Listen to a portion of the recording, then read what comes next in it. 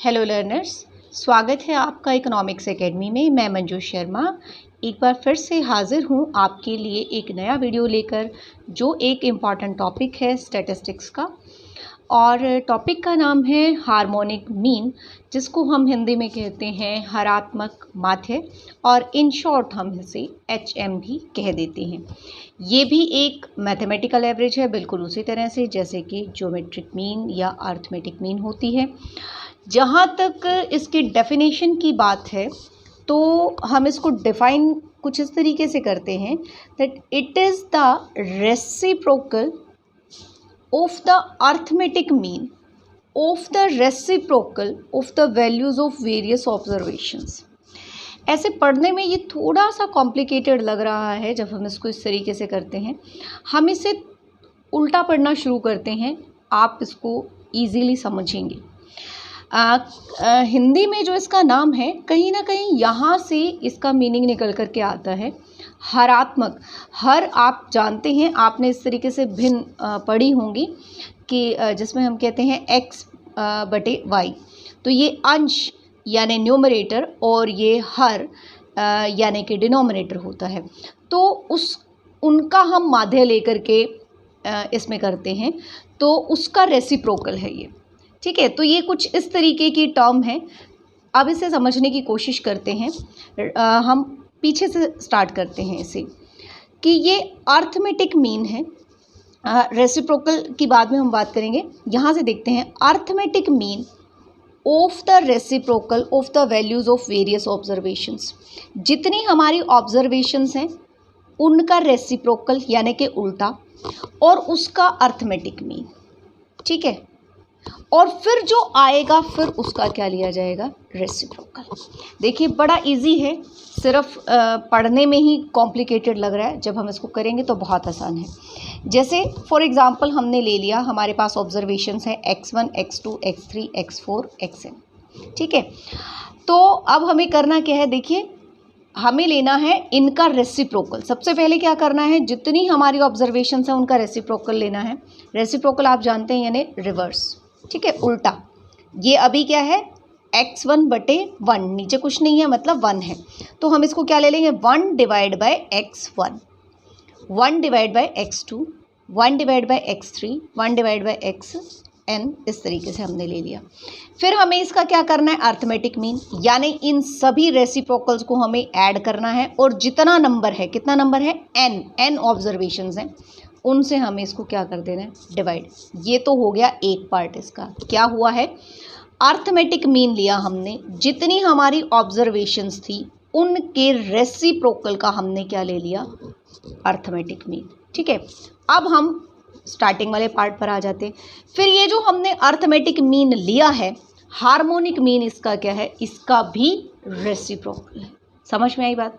ठीक है, यानी कि ये जितनी हमारी ऑब्जर्वेशंस हैं उनके रेसिप्रोकल के अर्थमेटिक मीन का रेसिप्रोकल है। ठीक है, तो अब मेरे ख्याल से थोड़ा सा आपको कंपैरेटिवली इजी लग रहा होगा।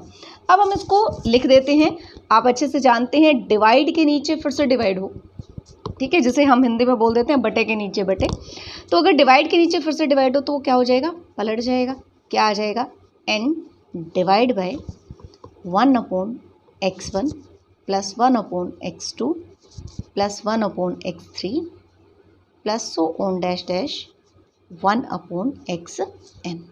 ठीक है, और इसी को हम फिर क्या लिख सकते हैं, n डिवाइड बाय, ये सभी क्या है, इसको हम क्या लिख सकते हैं, समेशन ऑफ 1 बाय x।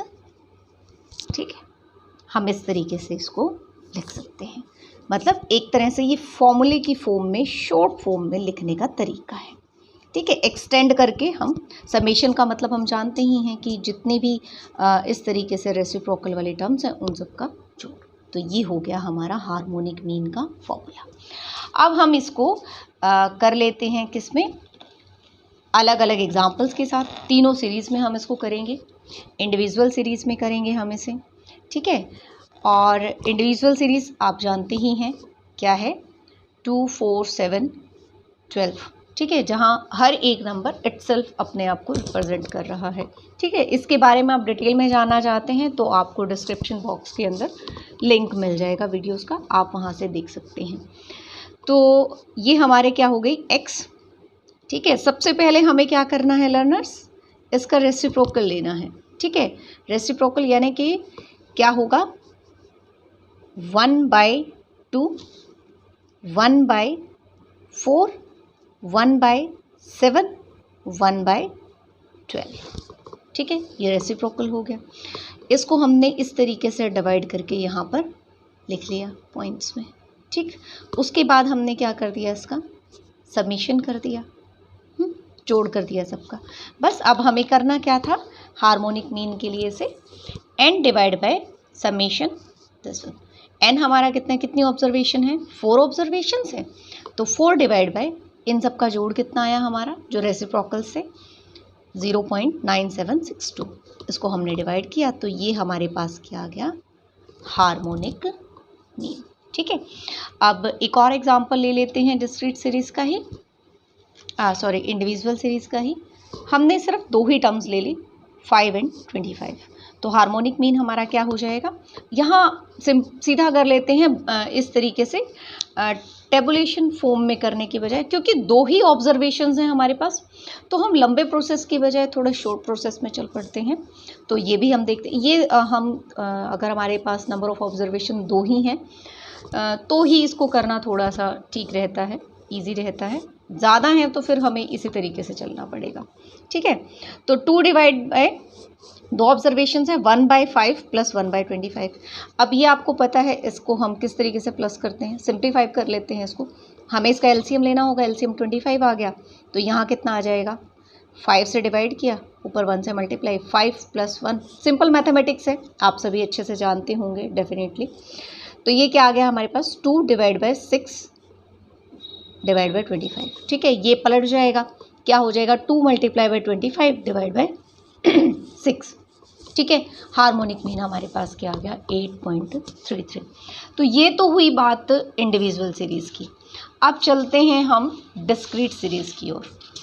बीच में लर्नर्स आपसे एक बात करना चाहूँगी कि आप इस वीडियो को एक तो एंड तक ज़रूर देखिएगा, क्योंकि बाद में हम इसकी कुछ प्रॉपर्टीज़ की बात करेंगे जो कि एग्ज़ाम्स के अंदर पूछ ली जाती हैं। रिलेशन पूछा जा सकता है ज्योमेट्रिक मीन में और हार्मोनिक मीन में क्या रिलेशन होता है। तो इस तरह के कुछ इंपॉर्टेंट पॉइंट्स हैं जिनको हम इस वीडियो के लास्ट में डिस्कस करने वाले हैं। लास्ट टॉपिक वही रहेगा, तो वीडियो को देखते रहें। और इससे रिलेटेड अगर आपकी कोई क्वेरी है, कोई प्रॉब्लम है, तो उसको आप कमेंट बॉक्स के अंदर ज़रूर कमेंट करके बताएं। तो चलिए देखते हैं डिस्क्रीट सीरीज़ के अंदर हम कैसे निकालते हैं। तो आप जानते ही हैं डिस्क्रीट सीरीज़ का मतलब क्या है, जहाँ पर हमने क्या ले रखी है, एक हमारे पास कोई x है ऑब्जर्वेशंस, और यहाँ पर क्या है, उसकी रिपीटेशन कितनी है, यानी कि फ्रीक्वेंसी कितनी है। मतलब 18 6 टाइम्स है, 25 12 टाइम्स है, 39 टाइम्स है, 45 2 टाइम्स है। ठीक है, अब हमें करना क्या है, सिंपल वही चीज़, बिल्कुल सिंपल मेथड से चलने वाले हैं हम लर्नर्स। x का हमने क्या लेना है, रेसिप्रोकल, जो हमारी ऑब्जर्वेशन है उसका हमने रेसिप्रोकल लिया, तो क्या आ गया, 1/18, 1/25, 1/30, 1/45। फिर आप जानते हैं, जैसे आपने इससे पहले किसी भी डिस्क्रीट सीरीज़ के अंदर जब भी आपने अर्थमेटिक मीन निकाला है, तो हम क्या करते हैं, जो हमारी फ्रीक्वेंसी होती है उससे हम बाद में उसको क्या कर देते हैं, मल्टीप्लाई कर देते हैं। तो सेम चीज़ हमें यहाँ पर करनी है। हमने क्या करना है, 1/x को फ्रीक्वेंसी से f से मल्टीप्लाई कर देना है। जैसे ही हम इसे मल्टीप्लाई करेंगे, ये क्या हो जाएगा, f डिवाइड बाई x। तो f डिवाइड बाई x का मतलब क्या हुआ, सीधी सी बात है, 6 divide by 18, 12 divide by 25, 9 divide by 30, 2 divide by 45। मतलब आप चाहो तो ये वाला स्टेप जो है इसे स्किप करके डायरेक्ट ये भी लिख सकते हैं, बट ये मैंने आपको इसलिए बताया कि हम इसको ये ना समझें कि ये कुछ अलग चीज़ है। ये बिल्कुल सिंपल, जैसे अर्थमेटिक मीन में करते आए हैं वही तरीका, जैसे भी किसी डिस्क्रीट सीरीज़ को हम या किसी कॉन्टिन्यूस सीरीज़ को जैसे भी डील करते हैं, वही सेम तरीका है डील करने का। जस्ट यही समझाने के लिए हमने इसको ऐसे किया, अदरवाइज़ हम सीधा ऐसे भी कर सकते थे। तो ये हो गया हमारे पास, आ गया 6 डिवाइड बाई 18, 12 डिवाइड बाई 25, 9। जब हम इसको डिवाइड करेंगे, डिवाइड करके हमारे पास पॉइंट्स में कुछ वैल्यूज़ आएंगी, तो उन सबको प्लस करके हमारे पास क्या आ जाएगा, 1.248। ठीक है, इसको आप कैलकुलेटर यूज़ करके बड़े इजीली कर सकते हैं। अब अगला स्टेप हमारा क्या है, हमें हार्मोनिक मीन को कैलकुलेट करना है। कैसे करेंगे, हार्मोनिक मीन हमारा क्या हो जाएगा, n डिवाइड बाई, अभी तक हमारे पास क्या था, समेशन 1/x है ना। अब हमारे पास क्या है, f/x, क्योंकि यही चीज़ आई है ना हमारे पास। फ्रीक्वेंसी को भी तो हम बीच में उसकी ड्यू रिस्पेक्ट ड्यू जगह देंगे, तो हमने क्या कर दिया, f डिवाइड बाई एक्स। बस सिंपल है, आगे बिल्कुल उसी तरह से। फ्रीक्वेंसी हमारे पास सम क्या था, यानी n हमारे पास कितना, 29, ठीक है, डिवाइड बाई 1.248 डिवाइड करेंगे तो हमारे पास ये क्या आ जाएगा, हार्मोनिक मीन। ठीक है, चलते हैं नेक्स्ट सीरीज़ की तरफ, जो है हमारी कॉन्टिन्यूअस सीरीज़।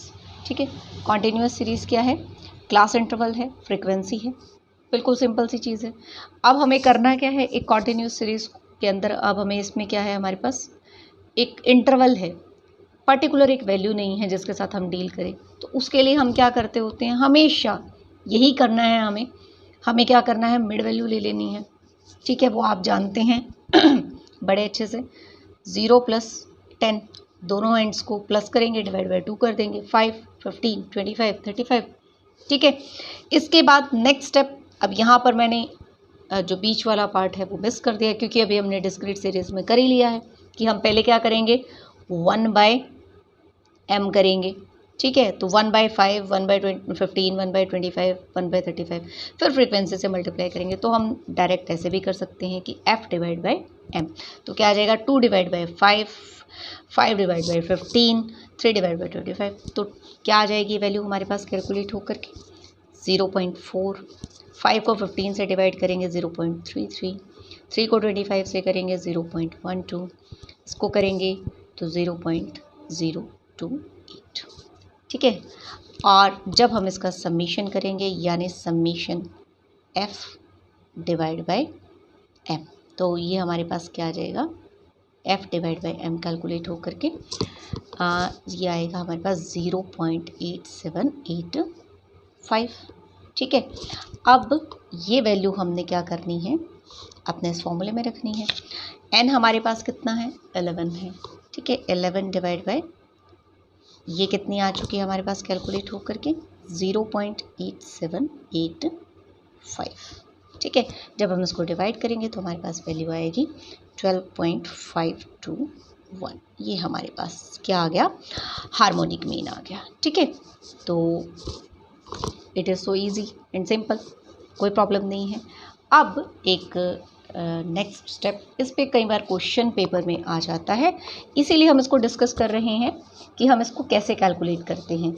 ये असल में एक प्रॉपर्टी भी है हार्मोनिक मीन की, कि मैथमेटिकल जो ऑपरेशंस हैं वो हम इसमें लगा सकते हैं, यानी कंबाइंड हार्मोनिक मीन बड़ी इजीली निकाला जा सकता है। ठीक है, मतलब उसके लिए हमें अलग से उनको फिर से वो करना की ज़रूरत नहीं पड़ेगी। अलग अलग ग्रुप्स हैं, अगर उन तीनों का हमें इकट्ठे निकालना है हार्मोनिक मीन, तो it is very easy. Suppose कीजिए हमारे पास ये 3 ग्रुप्स हैं, जिसमें एक में क्या है, n1 ऑब्जर्वेशन है और उसका हार्मोनिक मीन है h1। दूसरा ग्रुप जो है वो हमारा क्या है, n2 नंबर ऑफ ऑब्जर्वेशन है और उसका हार्मोनिक मीन है h2। तीसरे ग्रुप में हमारे पास n3 ऑब्जर्वेशंस हैं और उनका हार्मोनिक मीन है h3। तो कंबाइंड हार्मोनिक मीन हम कैसे निकालेंगे, ठीक है, तीनों जो ग्रुप्स हैं उनके नंबर, यानी टोटल n हो गया एक तरह से ये। ठीक है, और नीचे क्या आएगा हमारे पास, n1 divide by h1 plus n2 divide by h2 plus n3 divide by h3। ठीक है, तो एक तरह से ये और कुछ नहीं है, जस्ट आप अगर देखेंगे तो ये चीज़ क्या थी, जब हमारी कॉन्टिन्यूअस सीरीज़ में या डिस्क्रीट सीरीज़ में क्या होता था, नीचे यहाँ पर n डिवाइड बाई एक तरह से f1 divide by x1 plus f2 divide by x2, जिसको हमने समीशन करके लिख दिया। अगर हम ऐसे ही अकेले अकेले लिखते तो ये कुछ इसी तरह का आना था। तो कुछ भी अलग नहीं है, जस्ट सिंपल सी एक चीज़ है, तीनों जो हमारे नंबर्स हैं ग्रुप्स के ऐड होंगे और नीचे क्या आएगा, इनका रेशो। ठीक है, तीनों ग्रुप्स की नंबर ऑफ ऑब्जर्वेशंस और उनके हार्मोनिक मीन का रेशो, और इसको हम डिवाइड कर देंगे तो हमारे पास क्या आ जाएगा, कंबाइंड मीन। ठीक है, तो ये तो बात हो गई इनकी कैलकुलेशन हम कैसे करेंगे। अब आ जाते हैं इस वीडियो के लास्ट सेक्शन पर, जो क्या है, हार्मोनिक मीन की प्रॉपर्टीज। सबसे पहली बात क्या है कि जो हार्मोनिक मीन है इट इज़ रिजिडली डिफाइंड, यानी एक ही होगा, ऐसा नहीं है कि मल्टीपल हों। दूसरी चीज़, it is capable of mathematical treatment. अभी जस्ट हमने बात की है कि हमने क्या कर सकते हैं, हम harmonic mean, combined harmonic mean निकाल सकते हैं। ठीक है, मतलब उसमें मैथमेटिकल प्रॉपर्टीज़ जो भी हैं वो होल्ड करती हैं, जो मैथमेटिकल ट्रीटमेंट है वो की जा सकती है इसके साथ। नेक्स्ट, ये बहुत इम्पॉर्टेंट है इसके लिए। वैसे तो जो हार्मोनिक मीन है इसका यूज़ थोड़ा सा बाकी एवरेजेस के कंपैरेटिवली कम है, लिमिटेड है, लेकिन ये बहुत ज़्यादा यूज़फुल है। कहाँ पर, जब हमें एवरेज निकालनी हो, किससे रिलेटेड, स्पीड से रिलेटेड, टाइम से रिलेटेड, प्राइस और रेशो से रिलेटेड। अगर हमें इससे रिलेटेड एवरेजेस निकालनी है तो सबसे बेस्ट उसमें क्या है, हार्मोनिक मीन। ठीक है, तो जो नेक्स्ट जो प्रॉपर्टी है इसकी वो इसी के ऊपर बेस्ड है। मतलब जब हमें एवरेज निकालनी हो, किस में, अगर हमें डाटा किस में दे रखा है, इन टर्म्स ऑफ रेट्स यानी कि जैसे kilometre per hour, metre per hour, ठीक है, कोई भी पर डे, पर मंथ, ठीक, इस तरीके से अगर हमें कुछ भी दे रखा है, पर किलोमीटर, ठीक है, कुछ भी इस तरीके से जब रेट हमें दे रखी होती हैं, डाटा के अंदर हमें रेट्स अगर गिवन है, तो उसमें अगर हमें एवरेज निकालनी है, ऐसी सिचुएशन में हमें एवरेज निकालनी है। सपोज़ कीजिए कि किसी ने कोई डिस्टेंस कवर की है, कहीं पर कोई यात्रा उसने की है, ट्रैवलिंग की है, तो उसमें कहता है कि भाई कुछ किलोमीटर वो चला, बाय बस गया, उसकी जो स्पीड थी वो 80 किलोमीटर पर आवर थी, कुछ जगह पर वो बीच में पैदल चला तो तब उसकी जो स्पीड थी वो 10 किलोमीटर पर आवर थी, कुछ भी इस तरीके से। और फिर वो हमें कहे कि बताइए इसकी एवरेज जो स्पीड है वो कितनी रही, तो उसमें हार्मोनिक मीन सबसे बेस्ट एवरेज है अगर हमें कुछ इस तरीके की कैलकुलेशंस करनी हो। तो अगर आप चाहते हैं कि इससे रिलेटेड कोई जो न्यूमेरिकल है हम उसको सॉल्व करें, हम उसको कैलकुलेट करके देखें, तो आप मुझे डिस्क्रिप्शन बॉक्स के अंदर कमेंट कर सकते हैं, क्योंकि अभी अगर इस वीडियो के अंदर मैं इसको और ज़्यादा करती हूँ तो वीडियो बहुत लंबी हो जाएगी। बट जो चाहते हैं वो कमेंट कर सकते हैं, मैं डेफिनेटली कुछ न्यूमेरिकल एग्जांपल के साथ इस पॉइंट को क्लियर कर दूँ। नेक्स्ट जो प्रॉपर्टी है वो ये है कि इसको हम कैलकुलेट नहीं कर सकते हैं अगर कोई भी एक ऑब्जर्वेशन ज़ीरो या फिर नेगेटिव है।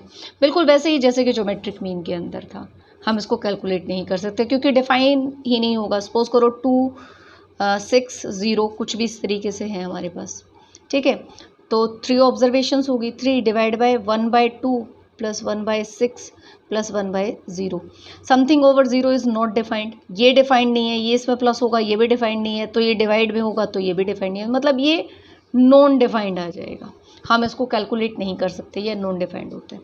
एक इम्पॉर्टेंट चीज़, एक इम्पॉर्टेंट रिलेशन वो ये है कि अगर हम अर्थमेटिक मीन, कोई भी डाटा है हमारे पास, उस डाटा का हम अर्थमेटिक मीन निकालते हैं, ज्योमेट्रिक मीन निकालते हैं और हार्मोनिक मीन भी निकालते हैं, तो अर्थमेटिक मीन सबसे बड़ी एवरेज आएगी, ज्योमेट्रिक मीन उससे छोटी होगी और हार्मोनिक मीन की जो वैल्यू होगी वो सबसे कम होगी, ठीक है। और अगर सारी ऑब्जर्वेशंस इक्वल हों तो जितने तीनों एवरेजेस क्या होंगी, इक्वल होंगी। ऑब्वियसली जब सारी ऑब्जर्वेशंस, मान लीजिए सारी ऑब्जर्वेशन 4 4 4 4 4 हैं, नेचुरली उसका अर्थमेटिक मीन भी 4 आएगा, ज्योमेट्रिक मीन भी 4 आएगा और उसका हार्मोनिक मीन भी 4 आएगा। बट कई बार हमारे ये आउट ऑफ द माइंड हो जाते हैं, तो थोड़ा सा ये अपने आप को ध्यान दिलाने के लिए कि हम इसको ध्यान रखें इस चीज़ को, ठीक है।